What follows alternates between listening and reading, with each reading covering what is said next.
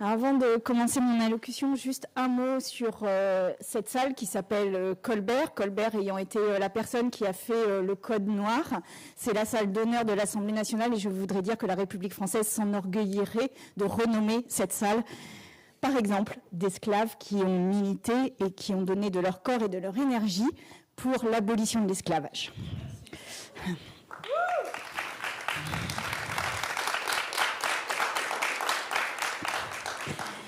Mesdames et messieurs, permettez qu'avec un peu de solennité et d'émotion aussi, mes premiers mots aillent à Judith Godrèche, elle qui, par sa parole, a inspiré la mise en place de cette commission d'enquête, ainsi qu'à Francesca Pasquini, qui a repris cette proposition en vol.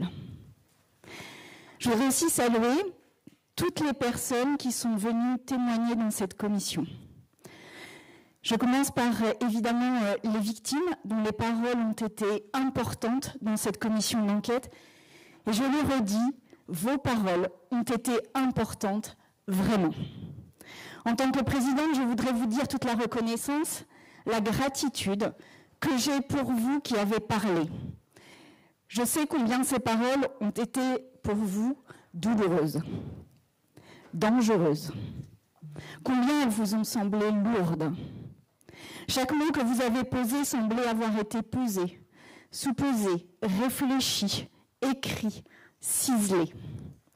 Vous avez semblé parfois être emporté par l'émotion, mais je voudrais vous dire que ce que nous retenons, nous, de vos auditions, c'est la puissance transformatrice de ces paroles et de vos témoignages.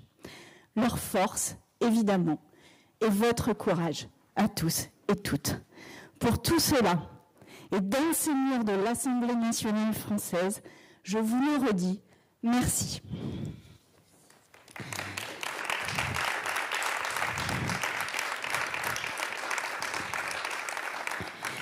Je voudrais aussi remercier toutes les autres personnes non victimes, journalistes, critiques, responsables d'institutions, de structures, directeurs, directrices, agents, producteurs, réalisateurs, etc., qui sont venus parler. Cela n'est jamais ni simple ni anodin. Certains et certaines d'ailleurs, journalistes, critiques, responsables d'institutions, de structures, directeurs, directrices, agents, producteurs, réalisateurs, etc., qui sont venus parler. Cela n'est jamais ni simple ni anodin. Certains et certaines d'ailleurs ont fui leurs responsabilités en refusant de venir, mais beaucoup, la majorité, même quand cela n'était pas confortable, sont venus, montrant ainsi une véritable volonté de faire bouger les choses. Cela a permis d'éclairer les travaux de notre commission, donc pour cela aussi, merci. Un mot à ce stade, peut-être un peu particulier sur les journalistes, que l'on accuse bien souvent de trahir la présomption d'innocence et de verser dans le tribunal médiatique. Je voudrais ici dire combien leurs enquêtes et leur travail est indispensable, a été indispensable et le sera encore, à donner à voir ce que tout un système, toute une organisation cherche à cacher.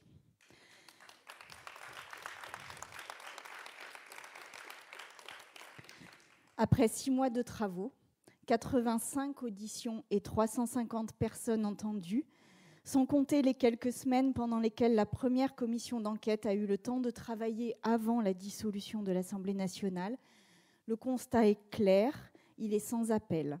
Les violences dans les secteurs étudiés, à savoir le cinéma, l'audiovisuel, le théâtre, la danse, la musique principalement, sont persistantes, elles sont endémiques et donc elles sont systémiques.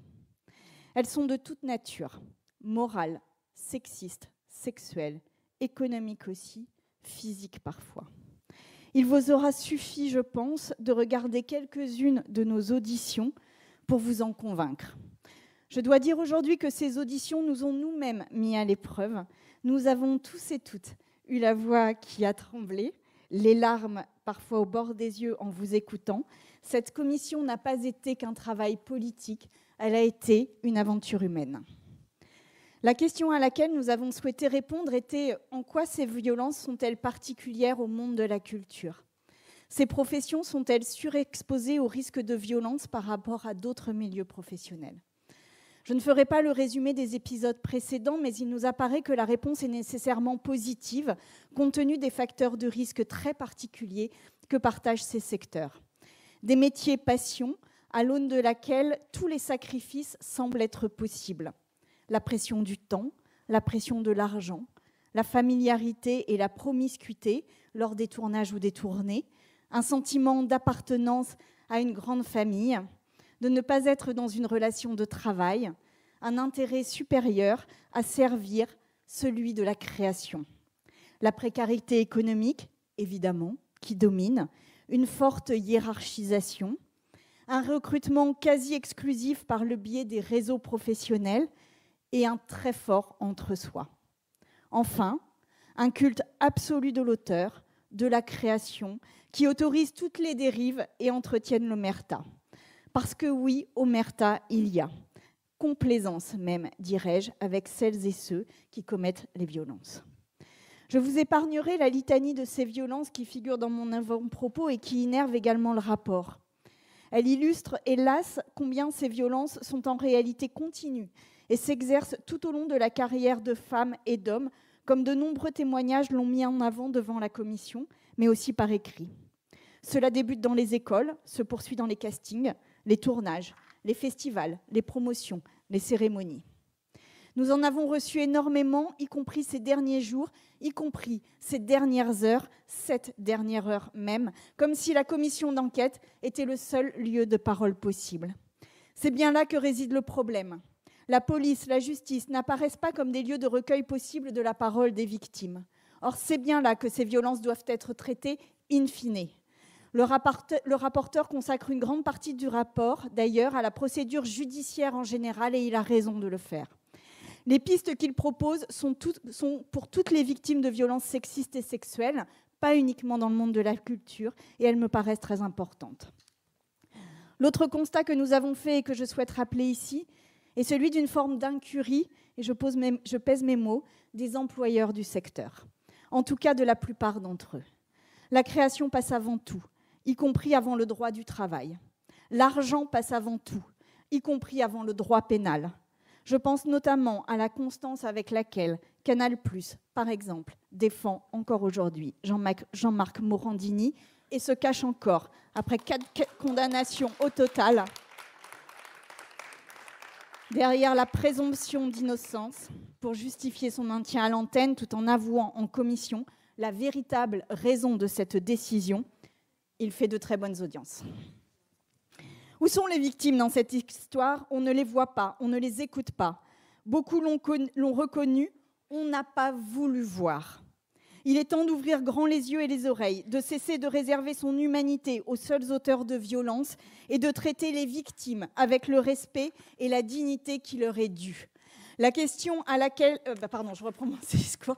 Je voudrais juste terminer ces mots en remerciant très chaleureusement les députés qui ont assisté de manière assidue à la commission d'enquête. Et un merci particulier à Sarah Legrain qui a fait un grand nombre d'auditions. Je voudrais aussi remercier les administrateurs et administratrices de l'Assemblée, sans qui tout ce travail n'aurait pas été possible, ainsi que nos collaborateurs et collaboratrices parlementaires qui, eux aussi, ont été récipiendaires de témoignages forts, parfois douloureux. Et sans eux, notre travail de député ne pourrait pas être le même. Merci à vous tous et toutes. Et le voilà.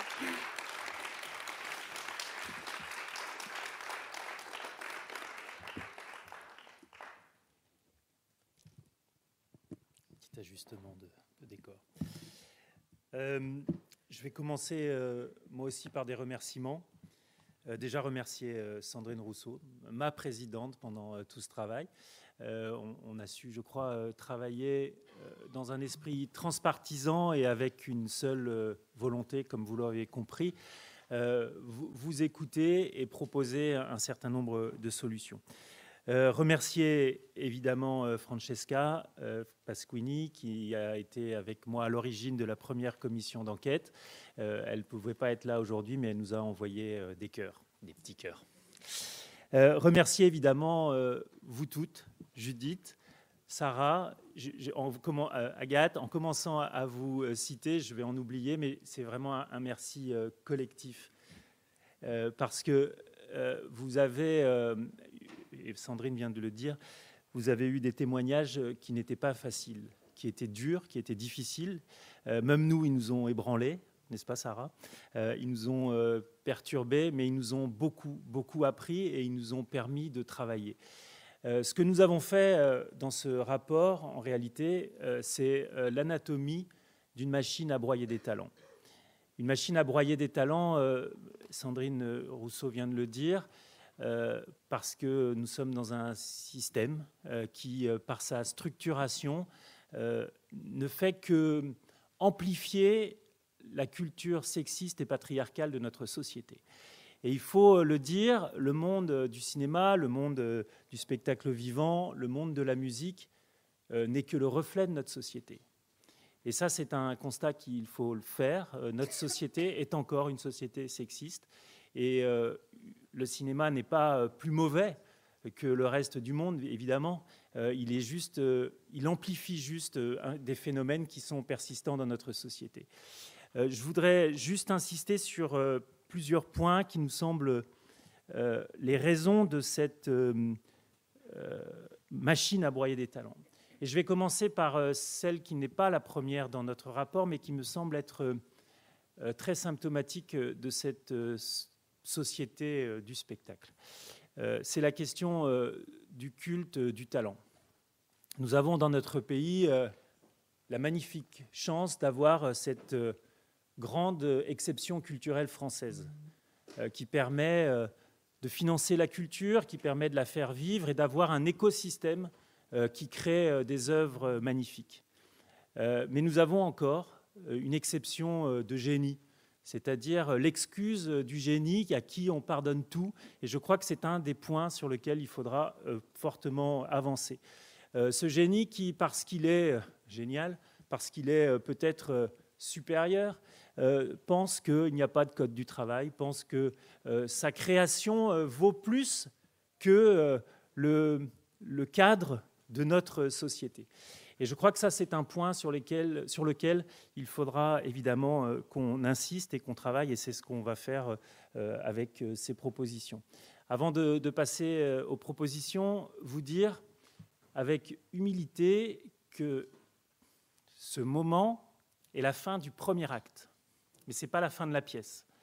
Et ce moment est un moment où nous posons sur la table, nous mettons à l'agenda de notre société, à l'agenda public, un certain nombre de propositions. Ces propositions, certaines, seront de la responsabilité des acteurs de la filière. Ce sera à eux de les prendre en compte, puisque c'est des choses qui ne sont pas nécessairement de l'ordre législatif. Un certain nombre d'autres propositions appartiendront à nous et au pouvoir public de les mettre en place, de les décliner et parfois de mettre des moyens sur la table pour faire avancer les choses. Et puis un troisième volet de propositions seront évidemment des propositions d'ordre législatif, et nous allons travailler sur une loi qui permettra, je l'espère, d'apporter un certain nombre de solutions. Alors avant de passer, comme vous l'avez vu, il y a 87 propositions, mais ces propositions, elles sont pas le cœur du rapport. Je crois que le cœur du rapport, je le redis, c'est l'analyse que nous avons faite, cette analyse précise, parfois désagréable, mais qui, je le redis, fait l'état des lieux d'un monde qui, aujourd'hui, a quand même pris conscience d'un certain nombre de choses. Et si nous avons une machine à broyer des talents, nous avons aussi un monde qui change. Et ça, il faut le signaler. Alors, avant de passer à la litanie des propositions, je ne vais pas les faire les 86, je les ai un petit peu classées, je vais refaire des remerciements, c'est-à-dire les remerciements à nos équipes, à l'administration, aux administrateurs de l'Assemblée nationale, aux agents de l'Assemblée nationale.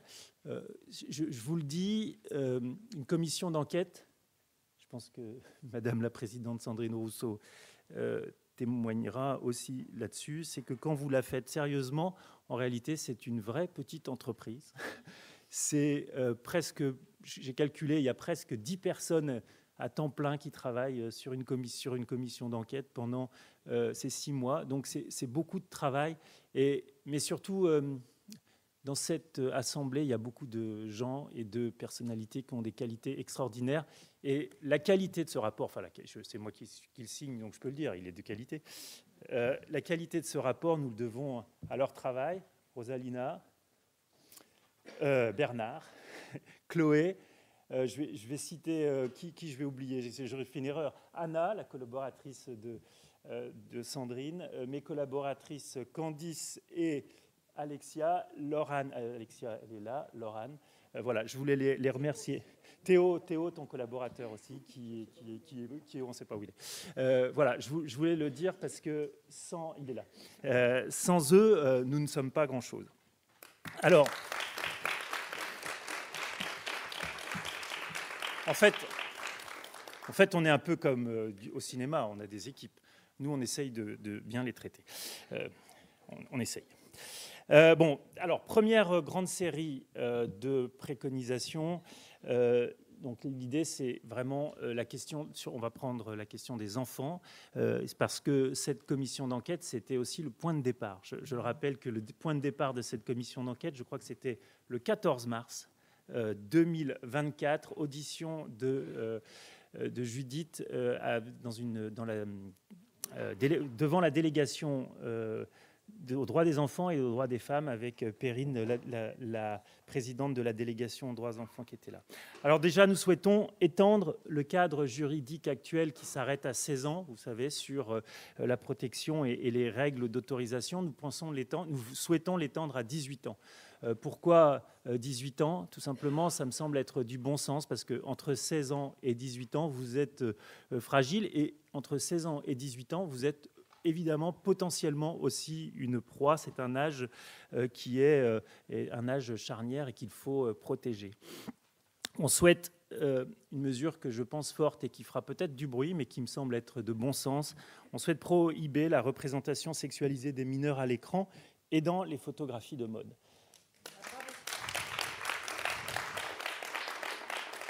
Je pense que la photo d'un mannequin pour un maillot de bain peut parfaitement être une femme de plus de 18 ans et rien. Enfin, je ne vois pas l'intérêt d'avoir une femme d'un âge inférieur.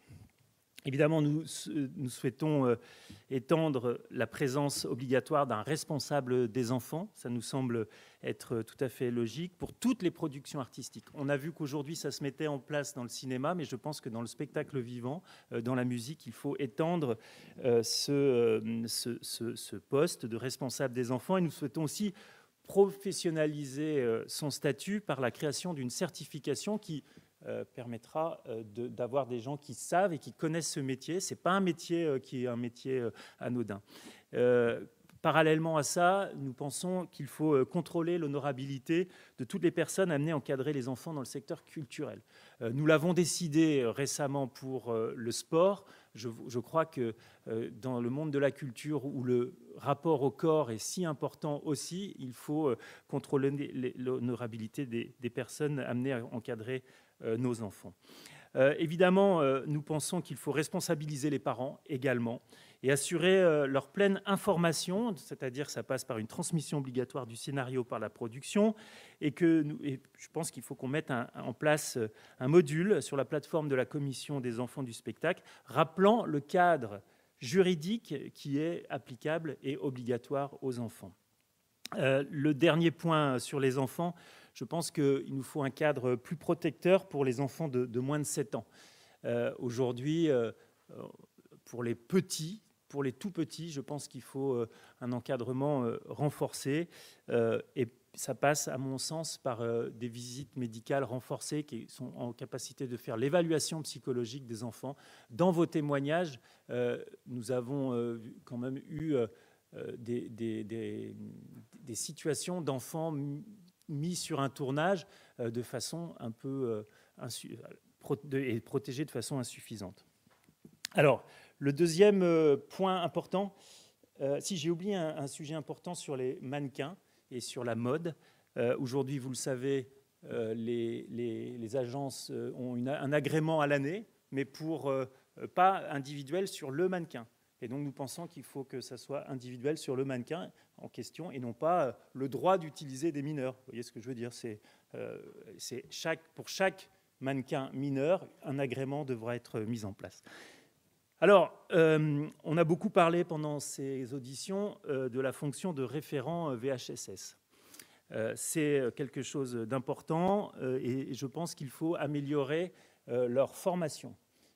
Parce que améliorer leur formation, ça leur donnera plus, 1, d'autorité et de pouvoir, et 2, une meilleure capacité à écouter, entendre la parole et à avoir les bonnes réactions, les bonnes orientations vers les bonnes personnes.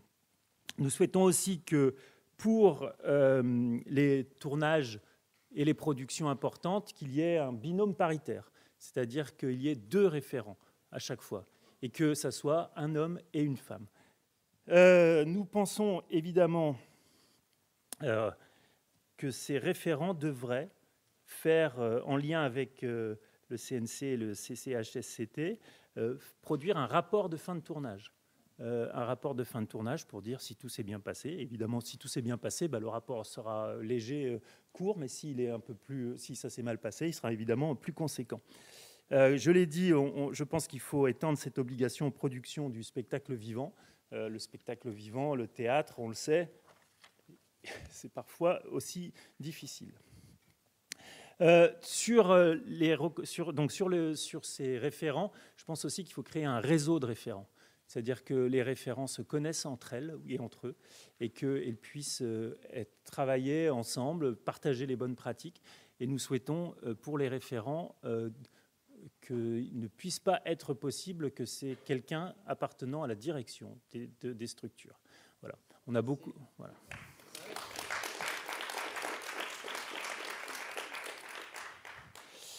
Alors, on pense également dans d'autres propositions, dans d'autres types de propositions, évidemment, il faut renforcer le contrôle de l'État et l'information des partenaires sociaux en matière de violence. On pense qu'il pourrait y avoir un inspecteur du travail qui serait détaché auprès du CNM et du CNC, permettant à l'inspection du travail de mieux connaître encore le monde du cinéma et de s'adapter à celui-ci. Évidemment, on pense qu'il faut renforcer les moyens humains et financiers des CCHSCT et on pense aussi que le CCHSCT qui n'existe pas pour le spectacle vivant et la mode pourrait se mettre en place. Alors, un point sur lequel je pense qu'il faut faire des efforts, en réalité, amplifier ce qui a déjà été fait. Et là, je veux saluer le travail qui a été fait par le CNC depuis quelques années. Je pense qu'il participe à la prise de conscience. Et si notre rapport est dur et si notre rapport est pas simple pour ce monde, je crois qu'il faut quand même dire, il faut quand même reconnaître qu'une prise de conscience est en cours et que les choses sont en train de changer. Et le rôle et le moment que nous passons en ce moment, c'est d'amplifier ce changement. Donc, sur les formations, je pense qu'il faut inclure obligatoirement une formation au droit du travail et à la prévention des violences dès les écoles. C'est-à-dire que vous, artistes, vous devez être formés à la connaissance des violences et vous devez être formés au droit du travail. Ce n'est pas accessoire, en fait. C'est ce qui vous protège.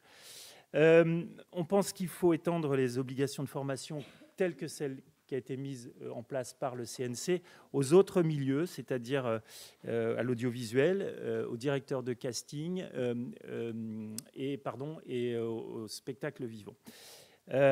Alors, sur la formation,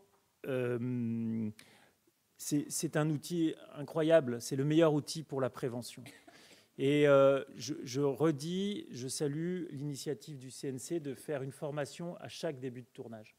Ça permettra, on l'a vu, on y a été, on s'est déplacé à ces formations. Je pense qu'à chaque début de tournage, les techniciens, les techniciennes, les comédiens, les comédiennes, tout le monde sera rappelé à ce qu'il faut faire, sera rappelé au cadre, à notre cadre du Code du travail. Et je pense qu'à force, on avancera bien avec cette idée. Alors, sur la protection des professionnels que vous êtes, notamment les comédiens, dans les moments à risque de votre carrière. On l'a vu, un certain nombre d'entre vous nous ont raconté leur premier casting, et dès le premier casting, des propos sexistes et parfois même des violences sexuelles. Et donc, nous souhaitons réglementer les castings. Les castings doivent être organisés dans des locaux professionnels pendant des heures ouvrables, en présence de 2 personnes au moins, et en interdisant évidemment les scènes d'intimité ou de nudité, même partielle. Évidemment, en cas de besoin sur une nudité ou sur une intimité, il faudra qu'elle soit nécessairement accompagnée d'un coordinateur d'intimité. Nous pensons qu'il faut réglementer à nouveau la profession d'agent. La profession d'agent a été déréglementée par la directive service, directive européenne, et aujourd'hui, vous n'avez pas besoin de carte professionnelle pour être agent. Et je pense que c'est une erreur. Les agents sont l'interface entre les productions et ce qu'ils appellent les talents, les comédiens et comédiennes. Je réserve le mot talent à aussi tous les techniciens qui travaillent sur tous les différents tournages et tous les différents spectacles de France et de Navarre. Donc, réglementer à nouveau la profession d'agent, et à ce titre, nous avons saisi l'autorité de la concurrence parce que nous nous posons des questions sur la concentration et sur la concentration dans ce milieu. Aujourd'hui, vous avez 2 grandes agences et puis quelques autres, et je pense que ce n'est pas nécessairement ce qu'il y a de plus sain. Alors, une mesure qui est évidemment attendue, sur laquelle on a eu beaucoup de débats, on en a beaucoup parlé, c'est la question de l'encadrement des scènes d'intimité dans les productions cinématographiques, audiovisuelles et le spectacle vivant. Nous pensons qu'il faut détailler les scénarios, que les scénarios soient même, ça a été proposé par les garçons d'ailleurs, par les acteurs, qu'ils soient storyboardés sur les questions de scènes d'intimité. On ne peut pas, pour une actrice ou pour un acteur, se contenter de la lecture d'un scénario et de voir scène d'amour. Scène d'amour, ça veut dire beaucoup de choses. Et pour un comédien, l'engagement pour ce film, il doit savoir ce qu'il aura à faire. Et donc, on souhaite que ça puisse être contractualisé. Et évidemment, dans le cas où un des acteurs souhaite la coordination d'intimité, elle sera obligatoire et nous souhaitons qu'elle soit à chaque fois proposée par la production. Évidemment, j'ai oublié de dire, ce métier de coordinateur d'intimité, il faudra qu'il soit certifié et qu'il soit encadré. Alors, sur la question, je reviens sur la question des mannequins. Nous souhaitons mettre un terme aux pratiques d'endettement des mannequins. Aujourd'hui, vous avez des pratiques qui s'appellent le statement et qui endettent des mannequins. Les mannequins ne sont pas payés. Elles sont payées parce que l'agence a avancé des frais d'hébergement, frais de transport. Je pense que dans notre société, tout travail mérite salaire, évidemment. Rassurez-vous, on a presque fini. Nous souhaitons mettre en œuvre des mesures pour limiter les phénomènes d'omerta et mettre les employeurs du secteur culturel face à leurs responsabilités. Évidemment, en facilitant les enquêtes internes, ces enquêtes internes sur lesquelles on a beaucoup parlé, et on pense qu'il faut certifier les organismes extérieurs qui font les enquêtes internes.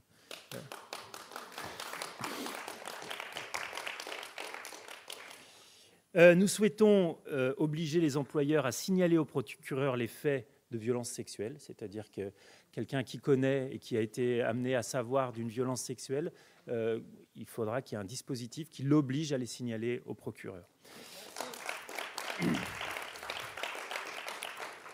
Enfin, sur les phénomènes d'omerta, il nous est apparu qu'il y avait un vrai problème lié à l'argent, tout simplement. Le nerf de la guerre.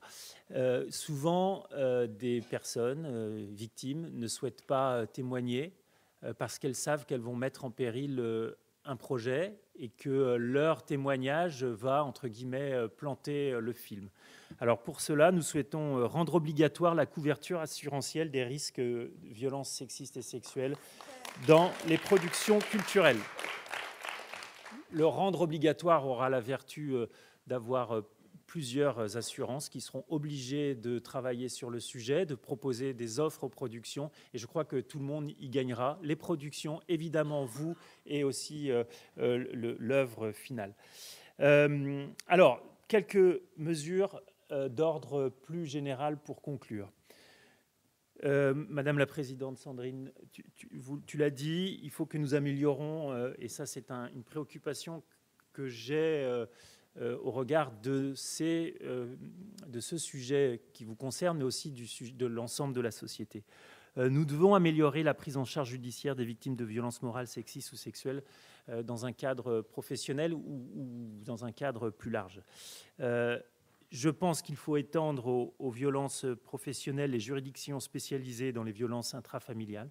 Vous avez des personnalités, des juges, des magistrats, des enquêteurs qui ont maintenant une compétence sur les violences intrafamiliales. Alors bien qu'elles ne soient pas exactement les mêmes que les vôtres, je pense que nous pouvons étendre ces juridictions spécialisées.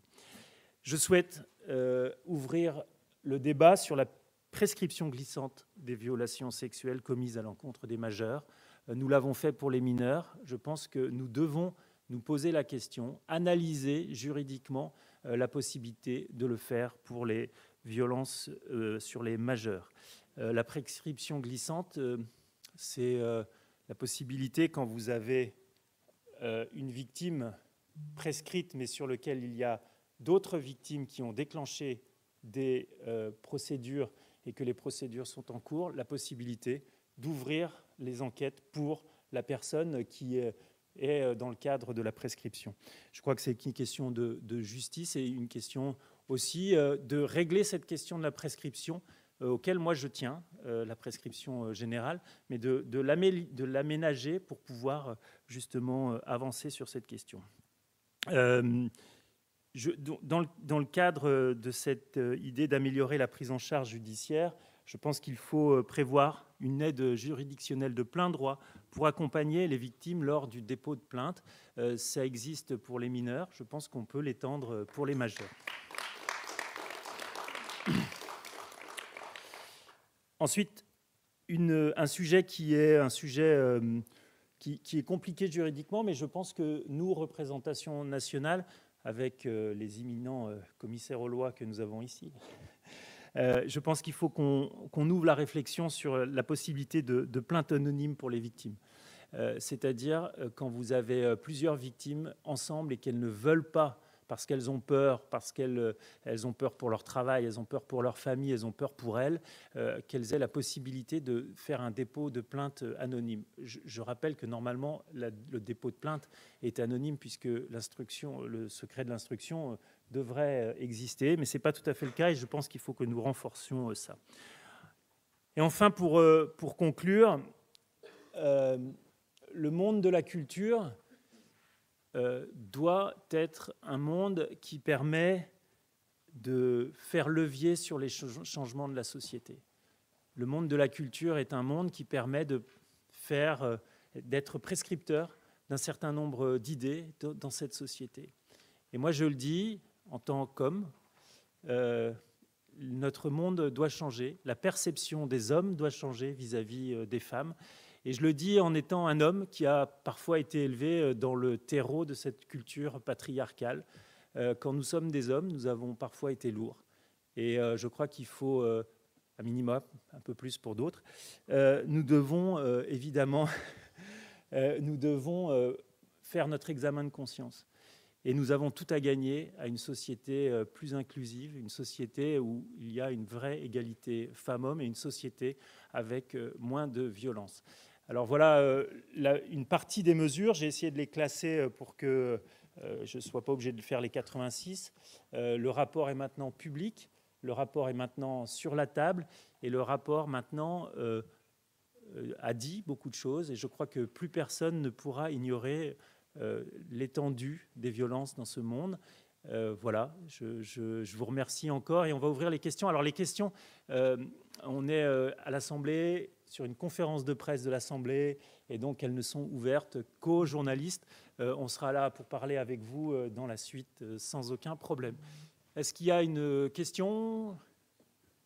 Oui, présentez-vous pour qu'on sache.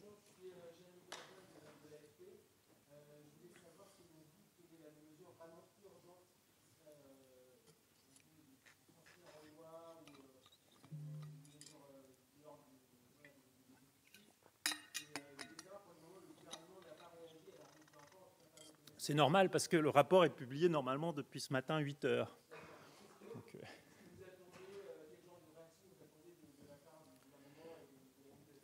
alors, premier élément, moi je ne pense pas qu'il y ait de mesures qui l'emportent sur les autres. C'est une globalité, ce plan est global et tout se tient dans tout. Sur les pouvoirs publics et sur le ministère de la Culture, nous avons vu que les services et le cabinet de la ministre et les services du ministère de la Culture ont suivi nos auditions. Elle a suivi notre commission d'enquête et dans la présentation du plan qui a été fait au mois de mars par la ministre, on a vu qu'un certain nombre de nos préconisations étaient reprises. Et nous allons travailler avec Sandrine et avec tous les députés qui le veulent, continuer à porter ces questions. Mais je le redis, elles appartiennent aussi au monde économique et au monde, enfin à la filière du monde de la culture visée par cette commission d'enquête. C'est à eux aussi de prendre leurs responsabilités. Ils l'ont déjà fait. Il faut maintenant amplifier le mouvement. Et je vais vous dire, moi, je ne veux pas que dans 5 ans, il y ait une nouvelle actrice célèbre comme Judith qui pousse un coup de gueule sur ces sujets-là. Judith l'a fait. Avant elle, Adèle Haenel l'avait fait. Avant, il y a eu Anna Mougladis, qui l'a fait aussi. Voilà. Vous avez eu Noémie Cochet, vous avez eu Flavie Favement, vous avez eu Maria Schneider, et à chaque fois, la vague est retombée. Voilà, il y en a plein d'autres. Et nous souhaitons que aujourd'hui, ce mouvement, nous souhaitons que ce mouvement s'amplifie et ce mouvement permette tout simplement aussi à la société de s'améliorer, plus que de s'améliorer d'ailleurs, d'en finir avec les inégalités femmes-hommes et les violences sexistes et sexuelles. Je crois que j'ai répondu à votre question en entier. Oui. Ah oui, peut-être Sandrine, tu veux compléter. Je soutiens absolument ce que vient de dire le rapporteur. Pour moi, il y a quand même une urgence, c'est les castings, qui sont quand même un lieu de violence très régulière et systémique. Et aujourd'hui, à l'heure où nous parlons, il y a probablement des enfants qui passent des castings. Et je pense qu'il y a quand même quelque chose qui relèverait du réglementaire très vite, qui consisterait à interdire les castings sauvages immédiatement, quoi. Oui, tout à fait. Et moi, je le dis, j'ai 86 propositions. Évidemment, il y a une hiérarchie, mais je pense que si on se focalise et si l'opinion publique se focalise sur une seule des propositions, on risque de perdre l'ensemble des autres. Non, mais on est d'accord. De toute façon, on a souvent été d'accord. Oui.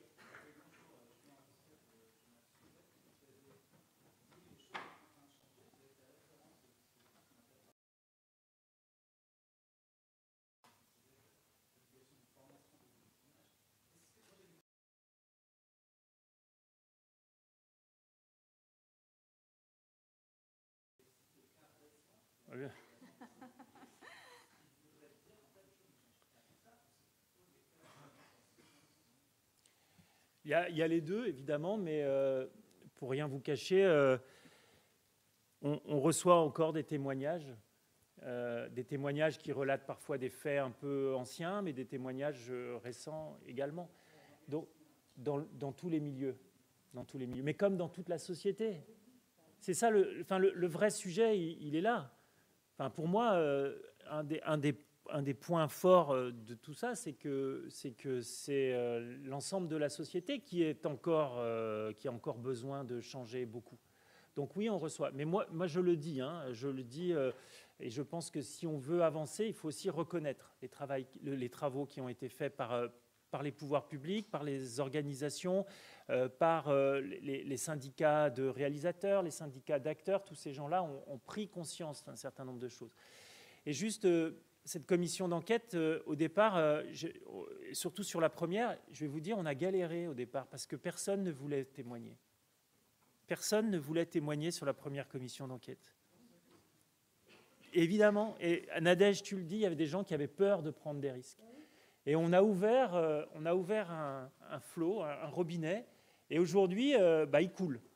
Et on a reçu, en plus des 400 personnes auditionnées, on a reçu je pense, pas loin de centaines de témoignages écrits. Vous avez des organisations par exemple, de réalisateurs ou des les maquilleuses qui ont fait des enquêtes internes. Et tout ça, on a un certain nombre de choses qui remontent et qui vont nourrir et qui vont objectiver aussi la réalité.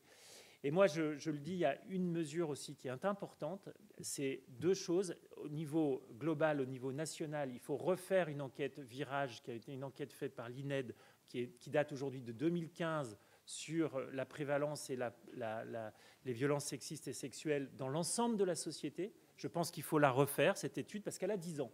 Et en 10 ans, il y a beaucoup de choses qui ont changé. Il y a l'émergence aussi de nouveaux dangers par rapport aux réseaux sociaux, par rapport au harcèlement numérique, etc. Et il nous faut aussi des statistiques au niveau du ministère de la Culture, avec ce que je souhaite avoir, un baromètre des violences sexistes et sexuelles, annuel ou biannuel, pour permettre de faire ce suivi et pour voir si, j'ai envie de dire, la pression redescend. Si ça reste identique et si ça ne redescend pas, il faudra qu'on aille encore plus loin. Donc, voilà. Vas-y, complète. Pardon. Si je peux juste compléter sur les enquêtes, il me semble extrêmement important à la fois d'avoir une évaluation objective de la situation, puisqu'aujourd'hui nous en manquons, et pourtant il y a des possibilités d'utiliser des fichiers, des ressources, des datas là-dessus.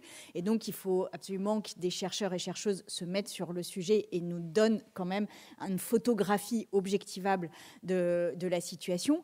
Mais je voudrais aussi que cette photographie disent ce qu'on appelle l'intersectionnalité, c'est-à-dire le cumul des discriminations, le cumul des violences, puisque nous avons eu des témoignages sur des discriminations spécifiques sur les personnes en situation de handicap. Nous avons eu des témoignages extrêmement forts sur le racisme, et je vois Nadège Bosson-Diagne, dont je vous invite vraiment à écouter l'audition. Et en fait, il y a aussi ce cumul, parce que nous avons, par exemple, eu beaucoup de mal dans la commission à avoir ces paroles-là, parce qu'en fait, elles étaient encore plus en danger que les autres. Et donc, c'est pas parce qu'elles ne se sont pas exprimées massivement dans la commission qu'elles n'existent pas. Bien au contraire, c'est même peut-être le signe que c'est encore plus fort sur ces populations-là. Et donc, l'enquête devra aussi éclairer ça. Merci.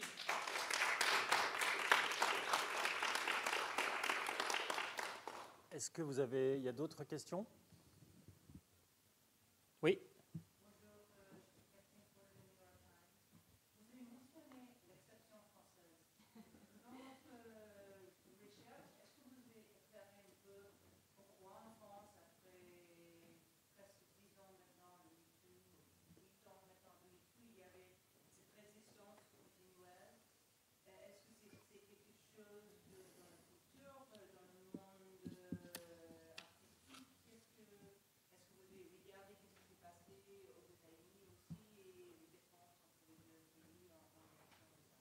On n'a pas fait d'études comparées avec les autres pays.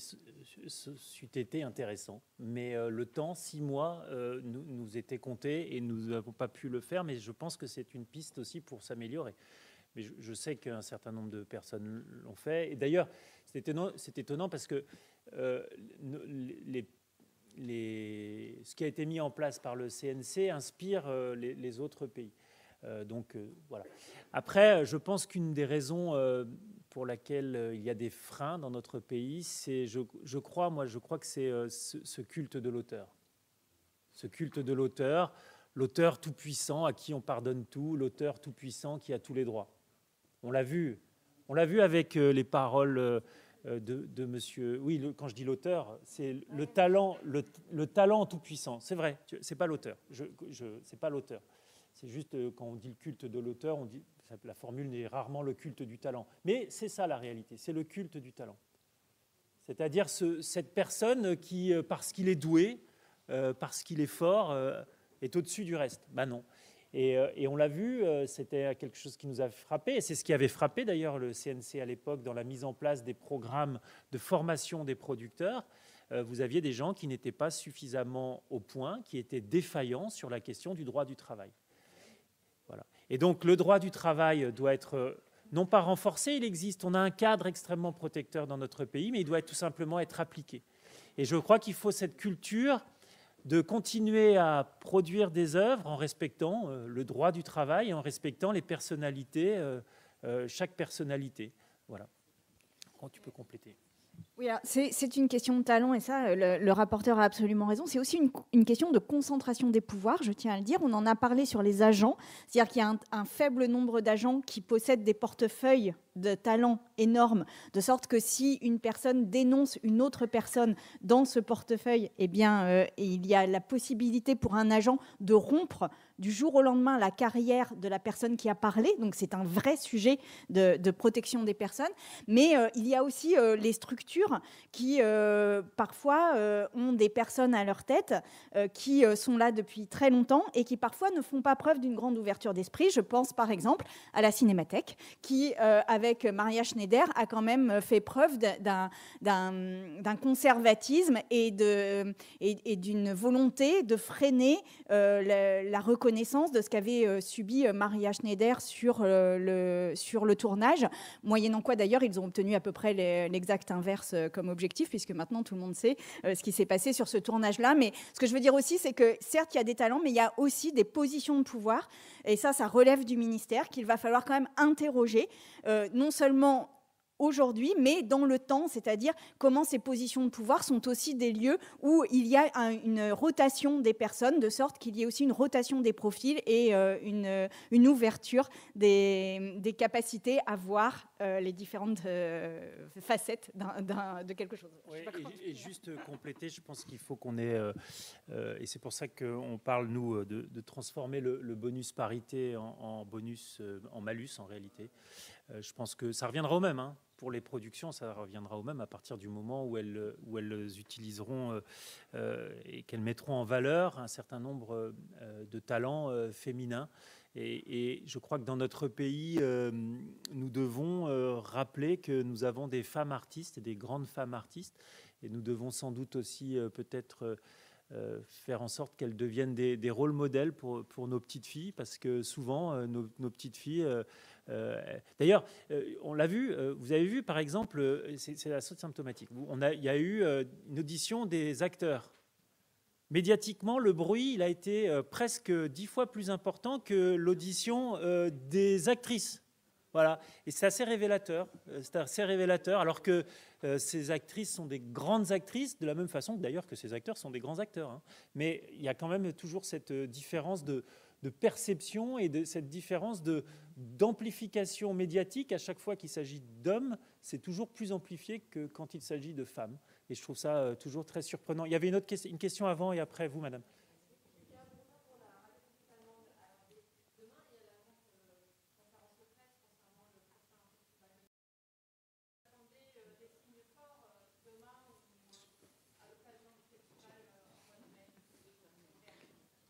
Je crois que dès cette année, la présidente sera une femme. Ce n'est pas la première fois, mais c'est un signe fort.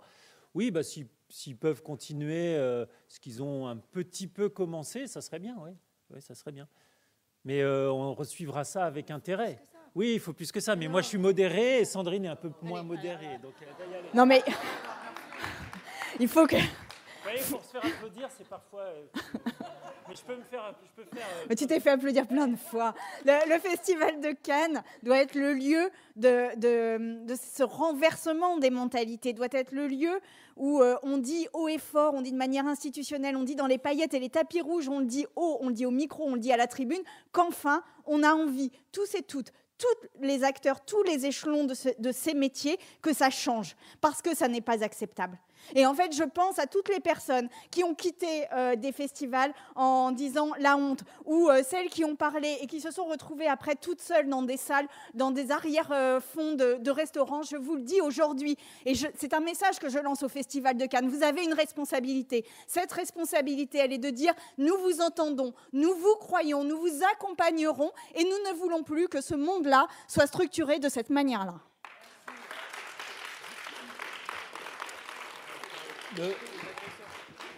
Le Festival de Cannes fait partie des lieux de pouvoir. Et en tant que lieu de pouvoir, il a une responsabilité. Et en tant que lieu de pouvoir et en tant que responsabilité. Ils ne peuvent plus aujourd'hui ignorer un certain nombre de choses. Je crois que nous les décrivons dans ce rapport de façon rigoureuse, de façon méthodique et évidemment, grâce à vos témoignages, de façon extrêmement puissante. Il y avait une autre question. Ouais. Juste sur le Festival de Cannes, mais comme sur tous les festivals, il y a aussi un enjeu dont on n'a pas beaucoup parlé, qui sont les fêtes et les lieux festifs, les moments festifs, qui sont aussi des lieux de survenue de ces violences et qu'il convient aussi de réguler de manière ou de surveiller ou de donner la capacité aux personnes qui sont dans ces lieux festifs de pouvoir témoigner et signaler dès lors qu'il y a des comportements inappropriés. Et les fêtes n'en seront que plus bonnes. Et c'est vrai, il faut continuer à faire la fête, mais dans des conditions sérieuses et en ne faisant pas n'importe quoi. Il y avait une question là-bas, et je crois ici aussi, je ne sais plus. Oui, madame ?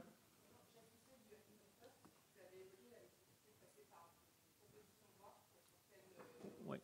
Oui.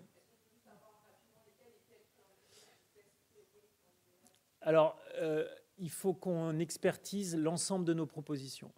Quand on est parlementaire, on a des idées. C'est aussi un acte créatif, la création de la loi. Non, mais c'est vrai. Et il faudra maintenant qu'on expertise ce qui relève du domaine réglementaire, ce qui domaine de la loi, ce qui relève du code pénal. Enfin, tout ça, nous allons continuer à travailler. On ne va pas vous annoncer un calendrier maintenant, mais je crois qu'on est un certain nombre à être déterminés. En tout cas, moi, je porterai le combat, évidemment. Il y avait une autre question. Ah oui, c'était vous, madame, pardon. Je vous ai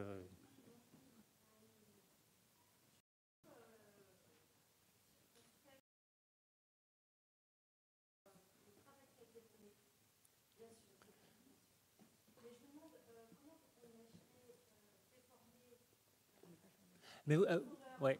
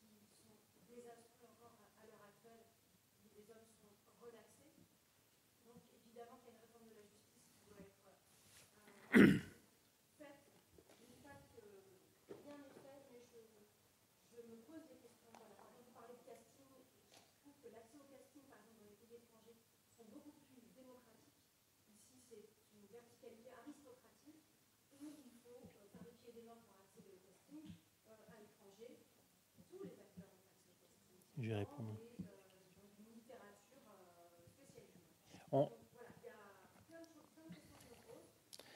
Merci, je vais vous répondre. Et je rappelle juste que les questions sont ouvertes aux journalistes. Moi, je vais me faire gronder par l'Assemblée nationale parce que c'est normalement la règle. Juste sur ce que vous venez de dire. Moi, je pense que déjà avancer sur la prescription glissante, ça serait déjà une très grosse avancée. Et je ne suis pas sûr que la prescription ou la non-prescription réglerait tout. Je suis désolé, avant d'être à la commission culture, j'ai été pendant 8 ans commissaire aux lois. Et je crois qu'un certain nombre de personnes ici sont également commissaires aux lois. La prescription, si elle existe, elle a des raisons d'exister. Et il faut faire très attention. Et non, attendez, je vous réponds. Ensuite, moi, je pense que le sujet de la justice, évidemment, il est important. Alors, juste vous rappeler que depuis un petit peu de temps, il y a un mouvement pour renforcer le budget de la justice. Ça a été conséquent. Est-ce que c'est suffisant? Il faut aller plus loin, évidemment. Il faut savoir que les chiffres des procès, quand il y a des procès, il y a des condamnations. Le sujet, c'est que les plaignantes n'arrivent pas au procès. Pourquoi elles n'arrivent pas au procès? C'est ça la vraie question. Parce qu'elles elles sont parfois trop seules. Quand vous allez déposer plainte, c'est le moment crucial. Déjà, il faut avoir le courage d'aller déposer plainte. C'est un long processus, c'est un processus qui demande à être accompagné. Et quand vous déposez plainte, c'est le moment qui va jouer beaucoup sur le reste. Et moi, je propose que les plaintes puissent être accompagnées. Et que ensuite, durant tout ce processus judiciaire qui est très long, douloureux pour la victime, extrêmement douloureux, on puisse prévoir des accompagnements. Et je pense par exemple qu'aujourd'hui, Audience qui est en capacité d'écouter, d'orienter, peut-être que donner des moyens supplémentaires à Audience, et le budget d'Audience est fait par le monde professionnel, par les employeurs. Et ils sont prêts à le faire, ils nous l'ont dit. Eh ben, l'accompagnement vers la plainte et vers l'instruction et vers le procès ensuite est important. C'est comme ça qu'on y arrivera. Mais moi, je vous le dis, peut-être ça va vous paraître un peu dur, mais je ne crois vraiment pas que la prescription est la solution qui réglerait les sujets. Juste dire aussi que ce rapport s'attache beaucoup, alors certes, à ce que les conditions dans lesquelles les signalements sont faits, etc., soient bien meilleures, l'accompagnement des victimes bien meilleur, etc., mais aussi que ça ne se produise plus. Et en fait, je pense que nous devons vraiment aussi concentrer notre attention sur le fait que cela ne se produise plus. Parce que le processus législatif et le processus judiciaire, derrière, est toujours un moment compliqué, douloureux. On peut multiplier les budgets. Aujourd'hui, on n'est pas encore arrivé à une justice parfaite. C'est le moins que l'on puisse dire sur la manière dont la parole des victimes de violences est accueillie, est instruite, mais surtout, en fait, dans ce rapport, ce que nous voudrions, c'est que véritablement la prévalence des violences sexistes, sexuelles diminue dans le monde de la culture, comme ailleurs dans la société évidemment, mais diminue. Et là, alors, nous aurons atteint notre but premier. Et sur les questions de prescription, nous avons une loi qui va arriver sur le consentement, qui modifie déjà la définition de la loi qui est portée par mesdames Rioton et Garin. Et sur la prescriptibilité sur les crimes sexuels, nous aurons un autre projet de loi à un autre moment. Ce rapport-là, c'est vraiment sur le monde de la culture. On va, à moins qu'il y ait d'autres questions de journalistes, on va conclure. Juste pour conclure, vous dire que pour continuer le débat et pour continuer la réflexion, on organise au mois de fin avril, j'ai la date qui m'échappe, le 30 avril, on va organiser 2 tables rondes sur le sujet pour continuer à avoir cette réflexion. Évidemment, vous serez invités et un certain nombre d'entre vous seront invités à participer à cette table ronde. Et on aura une petite surprise dramaturgique à la fin. Écoutez, je trouve qu'il y a un travail colossal qui a été fait et je suis à la fois très émue, bouleversée, parce que c'est vrai que c'est une aventure, c'est pas le terme, mais en tout cas c'est un combat que j'ai mené, puisque lorsque cette première commission avait été votée il y a un an, à l'époque avec en effet Francesca Pasquini, Erwan et tous les députés qui l'avaient soutenue, il avait fallu en convaincre certains qui n'étaient pas convaincus. Enfin voilà, c'est-à-dire que c'est un engagement qui a commencé il y a un an et qui était, cette commission à l'époque était morte-née puisque avec la dissolution de l'Assemblée, la commission a été dissoute et que justement, alors que le courage et les questions se posaient et que beaucoup de personnes investissaient à l'époque cette commission, comme le disait Erwan, en se disant je vais aller témoigner, est-ce que je vais témoigner, est-ce que je serai protégée, est-ce que c'est possible d'être en huis clos, et toutes ces questions étaient des questions qui remuaient beaucoup des personnes qui par ailleurs, je pense que c'est important de le dire, parce que je crois que la charge émotionnelle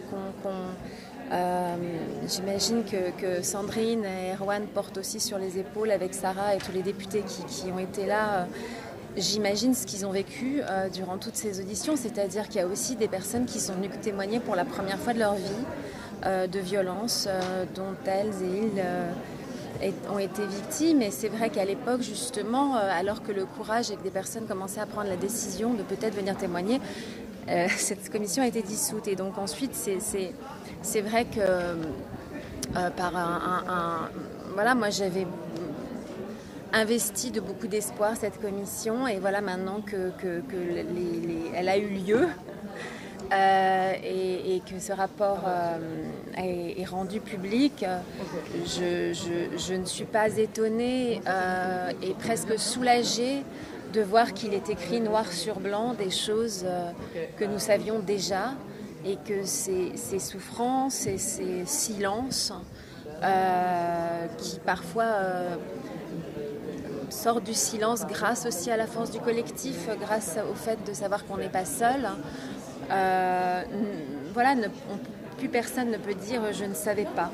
Ce que j'espère, c'est que les leaders, que ce soit les personnes qui ont du pouvoir, les hommes politiques, les femmes politiques, mais surtout sur les tournages, les personnes qui sont du meilleur côté, qui ont la plus grande loge, qui ont le plus gros cachet et qui ont le plus de pouvoir sur un plateau, les A-listers comme on dit, et qui peut-être se disent j'avais pas vu, j'ai entendu mais j'ai pas vu, on m'a dit mais je ne suis pas sûre de croire, j'étais pas là, ah oui mais j'étais dans ma loge ou j'étais pas là ce jour-là, etc. Mais que ces personnes en fait aussi s'investissent presque comme de dire peut-être de se dire voilà, moi j'ai un statut, j'ai quelque chose d'assez sécurisant, j'ai une notoriété qui me permet aussi de prendre, de porter sur mon dos ou d'être le radeau ou la locomotive et de dire à quelqu'un écoute toi tu es peut-être technicienne, assistante, costumière, viens. Allez, on va parler, on va signaler ce qui vient de t'arriver. Je te vois, je t'entends, je suis là. Parce qu'en fait, la hiérarchisation aussi, l'aristocratie, la manière dont s'organise un tournage a quelque chose de féodal. Et je veux bien croire qu'il y a des gens qui, en effet, ont pu vivre une carrière entière sans voir ce qui se passait. Il m'est arrivé, moi aussi, de ne pas voir ce qui s'était passé sur des tournages. Donc, je me remets moi-même en question. J'ai eu ce statut-là à une époque d'être parmi les 4 noms du haut de l'affiche. Et je pense que c'est important qu'on se remette tous en question ensemble et qu'on se dise qu'il n'y a que le collectif qui puisse faire avancer les choses, mais que souvent, malgré tout, on a toutes et tous besoin d'un bouclier, d'un rempart, de quelqu'un qui peut-être nous prendrait par la main et nous dit grâce à moi, tu ne seras pas viré de ce tournage, t'inquiète pas. Est-ce qu'il y a une mesure parmi toutes celles qui ont été préconisées Oui, ça va. Est-ce qu'il y a une mesure parmi toutes celles-ci? Attendez, on va faire quelque chose. On va tous reculer un tout petit peu. Ça sera mieux et vous aurez des meilleures images. Oui. Ici, un tout petit peu. Là, il y a un peu de place. Là, voilà. Un tout petit peu pour ne pas nous oppresser et nous écraser. On a tenté. Est-ce qu'il y a une mesure parmi toutes celles qui ont été préconisées qui vous semble fondamentale, qui vous semble prioritaire?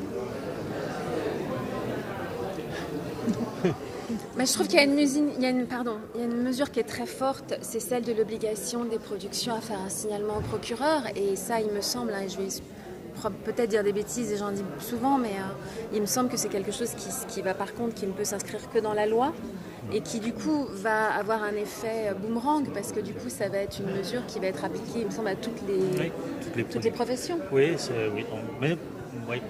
Non ? Oui, logiquement. Ça va devenir comme un article 40 en fait. Un peu. Mais voilà. Tout ça, c'est ça qu'il faut qu'on expertise et qu'on travaille maintenant. Voilà. Attention, il ne faut pas se défiler. Non, t'inquiète pas, c'est pas mon genre. Mais voilà, il y a cette mesure-là, mais par ailleurs, évidemment, tout ce qui concerne les enfants. Et c'est vrai que c'est là-dessus, je pense aussi qu'il faut que le CNC s'engage, parce que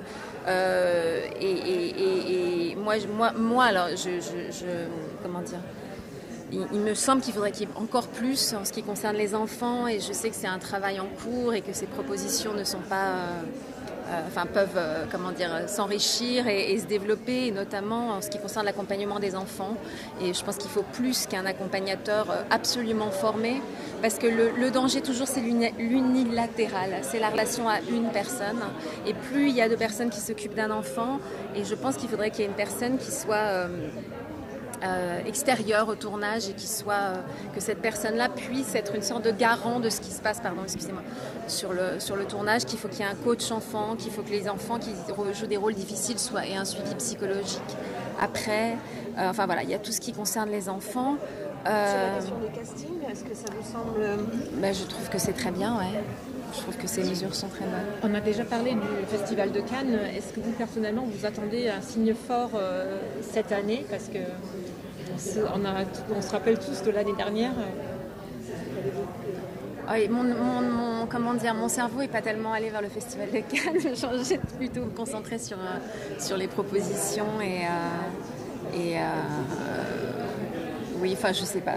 J'ai pas pensé à ça, désolée, j'ai pas de réponse de signe fort. Je sais pas ce que c'est. Je pense que le problème des signes, c'est qu'ils existent l'espace de l'instant, du moment du signe.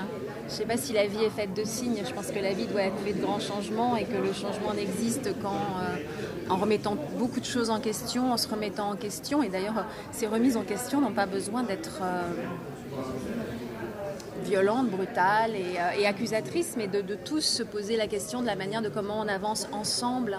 Et je pense que c'est là-dessus aussi, et malheureusement on l'a vu lors de ces auditions, il y avait très souvent comment on appelle ça, quand on se protège et qu'on est beaucoup de gens sur la défensive, et qui faisait que cette défensive ne permettait pas, dans le fond, d'arriver à atteindre une partie d'eux-mêmes où ils pourraient se dire j'ai peut-être merdé, j'ai peut-être pas vu, c'est vrai que c'était compliqué de voir. Et puis d'ailleurs le problème aussi, c'est que quand on est sur un tournage et qu'il y a un leader et qu'on n'est pas dans une position de force, il y a un endroit humain qui est celui de s'accrocher à la carapace du leader.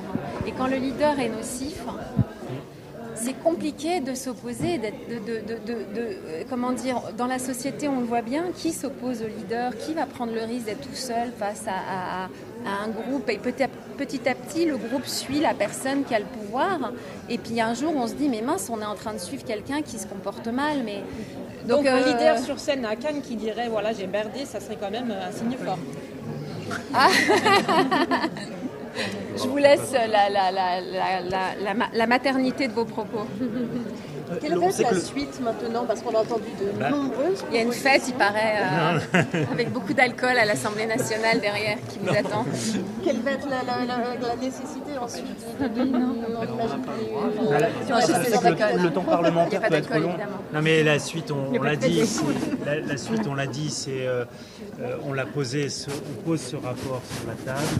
Maintenant, à chaque membre de cette filière, de ce monde de la culture, de le lire, de l'analyser, de l'expertiser. Et surtout de ne pas l'instrumentaliser pour se faire de la pub, voilà. Et s'abriter derrière ou faire des cale-portes à l'Assemblée nationale. Non, parce que vu l'épaisseur du rapport, si tu fais une cale-porte, ça tient la porte. La porte elle va dégonder la porte et elle va tomber sur celui qui aura essayé de caler le rapport caler sa porte avec le rapport. Donc on va continuer, Sandrine, les députés qui sont présents là, on va continuer sur le sujet. Avec tout le monde, avec Judith, avec les producteurs, avec les metteurs en scène, avec les réalisateurs, les techniciens, les techniciennes. Je le dis, c'est l'acte 1 de la nécessité d'un grand changement. Vous avez peur que ça prenne ces mesures deviennent concrètes?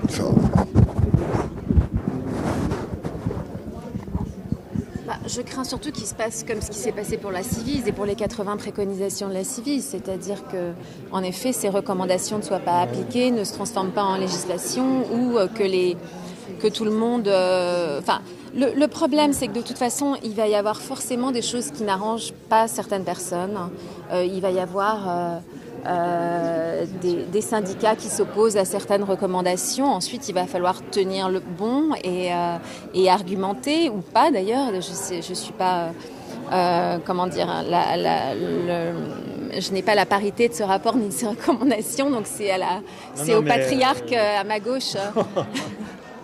Non, mais en fait, là, le truc, c'est qu'il y a vraiment, il y a plusieurs échelons, il faut bien l'entendre. Il y a un échelon il y a les recommandations, ça va être transformé en partie dans la loi, ça va être transformé en partie par des politiques publiques et ça va être aussi approprié par les personnes de ces secteurs-là. Et en fait, c'est ça l'enjeu principal. Il est dans le domaine public maintenant, ce rapport. Donc, il existe. Et c'est à chacun et chacune de s'en saisir et d'avancer sur sa propre réflexion. Et vraiment, je trouve que là, on doit...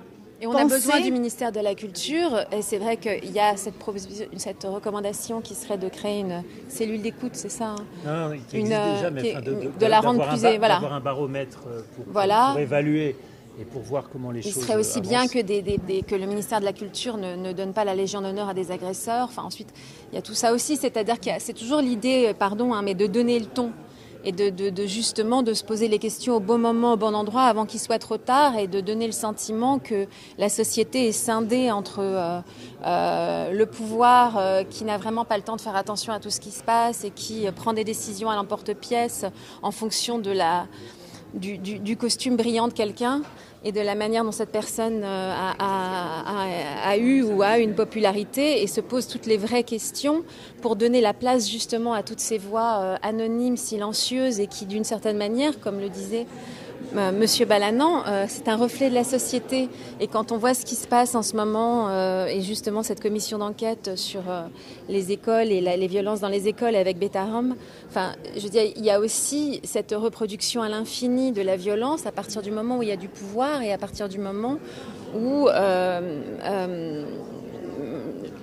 Voilà, donc en fait c'est vrai que c'est ce qui est important de dire aussi, je trouve, ou en tout cas parce que moi je suis actrice et que forcément je suis bouleversée par les témoignages que j'ai entendus d'actrices mais pas seulement, c'est qu'il y a quelque chose en fait d'absolument universel dans ces témoignages, et que les mêmes questions et les mêmes peurs se reproduisent, se retrouvent à l'infini, c'est-à-dire celle de l'effacement, celle de la solitude. Mais vraiment, là, maintenant, vous avez une responsabilité, toutes les personnes de pouvoir, vous avez une responsabilité, c'est à vous aussi de prendre la mesure de ce qui est en train de se passer. Vas-y. Non, je reste là, c'est juste que j'étais coincé. Les vedettes pouvaient être un peu plus vers les caméras, à ce moment-là, ça tombe si je venais. Voilà, ça on sera encore mieux. Je suis encore plus à Non, mais on se déplace. C'est parce que moi, je n'arriverai pas à être derrière la caméra, mais c'est pas plus mal. Viens là. Je sais pas. Est-ce qu'on peut nous redire en 2 mots, parce qu'on est un petit peu mieux placé côté caméra, quelle va être l'étape suivante? Quelles sont les étapes suivantes? Parce qu'un rapport, ça ne suffit pas. Quelle est la suite? Mais en fait, ce rapport, un rapport, c'est déjà beaucoup. C'est la première fois quand même qu'il y a une commission d'enquête sur les violences dans le monde de la culture. Je pense qu'on est le premier pays aussi qui fait véritablement ce travail d'introspection sous serment de dire la vérité, toute la vérité, rien que la vérité. Et donc, en cela, on a passé une étape importante. Maintenant, il va y avoir 3 étapes suivantes. Une transformation dans la loi, et ça, c'est le travail des députés présents dans la commission, mais pas que. Après, il va aussi y avoir des politiques publiques à mettre en place, et là j'en appelle au ministère de la Culture d'entendre les propositions, mais Rachida Dati a dit sa volonté de lire et de prendre en considération les propositions. Et la 3e étape, et c'est sans doute l'aspect le plus important, c'est qu'il va falloir que le monde professionnel de la culture entende, lise, s'approprie ce qu'il est dans ce rapport, le contenu des auditions, et envoie non seulement des messages, mais aussi montre une volonté de changement radical de la manière dont est organisé ce système-là, autour d'une précarité entretenue chez certaines personnes, une fragilité de carrière qui peut s'interrompre à chaque instant, et de l'autre côté des positions de pouvoir qui sont quasi indéboulonnables. Et donc il faut vraiment qu'on arrive à remettre un tout petit peu d'égalité pour qu'enfin il y ait une prise de conscience politique au sens avec un P majuscule, qu'il y ait une prise de conscience politique véritablement de la prévalence de ces violences à l'intérieur du monde du cinéma, du spectacle vivant d'une manière générale.